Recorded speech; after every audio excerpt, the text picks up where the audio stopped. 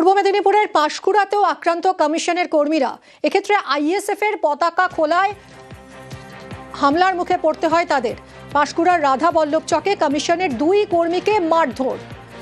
কথা বলবো সুজিতের সঙ্গে। সুজিত, খোদ নির্বাচন কমিশনের কর্মীরাও এই হামলার হাত থেকে বাঁচতে পারছেন না এবং তা নিয়ে তাদের মধ্যে আতঙ্ক ছড়িয়েছে। তারা নিজেরাই জানাচ্ছেন যেভাবে তাদেরকে আক্রমণের শিকার হতে হলো, আক্রান্ত হলেন, তা কিন্তু একেবারে দিনের বেলা এবং তারা সরকারিভাবে যে কাজ নিয়ম মেনে করছিলেন সে সবাই তারা কিন্তু কিছু জনের হাতে নিগৃহীত হন। রীতিমতো মারধর করা হয়, মোবাইল ভেঙে দেওয়া হয়, তাদের গাড়ির কাঁচ ভাঙা হয়েছে এবং গোটা ঘটনায় তারা কিন্তু অভিযোগও জানিয়েছেন এবং ইতিমধ্যে একজনকে গ্রেফতার করা হয়েছে, পুলিশের তরফে জানানো হয়েছে এবং ধৃতকে তমলুক আদালতে তোলা হয়েছে। ঘটনা পাঁশকুড়ায়, সেখানে আইএসএফ কর্মীরাই এই কাজ করেছে বলে অভিযোগ উঠছে।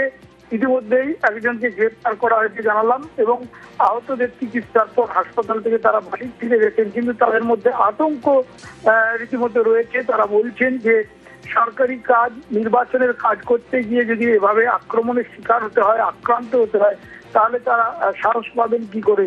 সে কারণেই তারা চাইছেন যে প্রশাসনিকভাবে তাদের নিরাপত্তা দেওয়া হোক এবং ইতিমধ্যেই তাদের নিরাপত্তা দেওয়া হয়েছে বলে খবর পাওয়া যাচ্ছে। এবং ধন্যবাদ। লক্ষণদাকে ধরে মারছে আর কি, ওই আইএসএফ এর। কেন বলতে পারবো। আপনারা কেন গেছিলেন? ওই এমসিসি ডিউটি পালন করতে কি এরকম? হ্যাঁ, আক্রান্ত হতে হয়েছে। আতঙ্কে তো থাকবে, এবার যারা এমসিসি ডিউটি করতে যাবে কি তারা যাবে?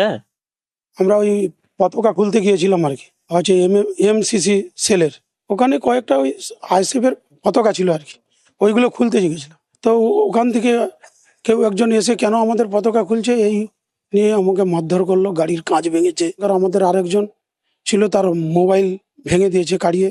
এইখানটা দেখা যাচ্ছে তো দুটো গালেই প্রচুর মেরেছে, ছাতিতে মেরেছে, একজনই মেরেছে।